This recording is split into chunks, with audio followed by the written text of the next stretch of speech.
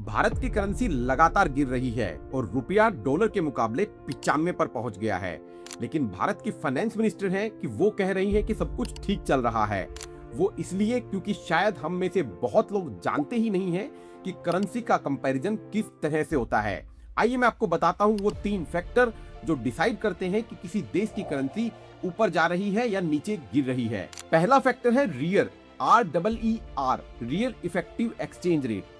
ये फैक्टर बताता है कि आपके देश की करेंसी दूसरे देशों के मुकाबले कैसे चल रही है, और ये कंपैरिजन सिर्फ डॉलर से ही नहीं बाकी सभी देशों की करेंसी से भी होता है। और रियर इन्फ्लेशन को भी एडजस्ट करता है।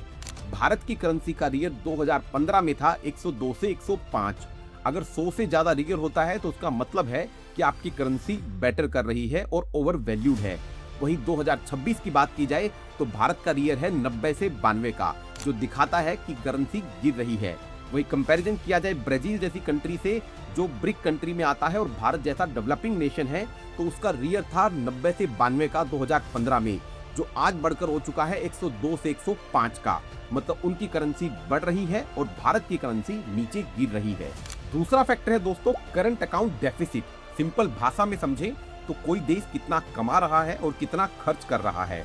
2015 में भारत के करंट अकाउंट डेफिसिट थे 22 से 23 बिलियन डॉलर के, जो 2026 में बढ़कर हो चुके हैं 30 से 35 बिलियन डॉलर्स पे। वहीं ब्राजील जैसी कंट्री के लिए करंट अकाउंट डेफिसिट घटे हैं और पिछले 10 सालों में ब्राजील ने तेजी से करंट अकाउंट डेफिसिट में रिकवरी की है। मतलब ये दूसरा साइन है जो दिखाता है कि भारत का रुपया दूसरी करेंसी के मुकाबले गिरता जा रहा है। तीसरा फैक्टर है दोस्तों इंटरेस्ट रेट और कैपिटल इनफ्लो। भारत जैसे देश में इंटरेस्ट रेट मॉडरेट हैं, वहीं ब्राजील जैसे देश में इंटरेस्ट रेट हायर रेंज में है, जो 14% के आसपास है। इसलिए रिटर्न ऑन इन्वेस्टमेंट ब्राजील में ज्यादा है, तो वहां पर कैपिटल के इनफ्लो इंडिया से बहुत बेहतर हैं, तो वहां पर इनफ्लो भी भारत से बहुत ज्यादा है। इंटरेस्ट रेट और कैपिटल इनफ्लो में भी भारत का रुपया डेप्रिशिएट हो रहा है।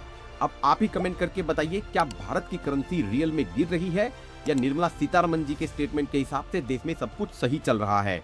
और ऐसे ही पॉलिटिकल एनालिसिस के लिए हमें आज ही फॉलो करें।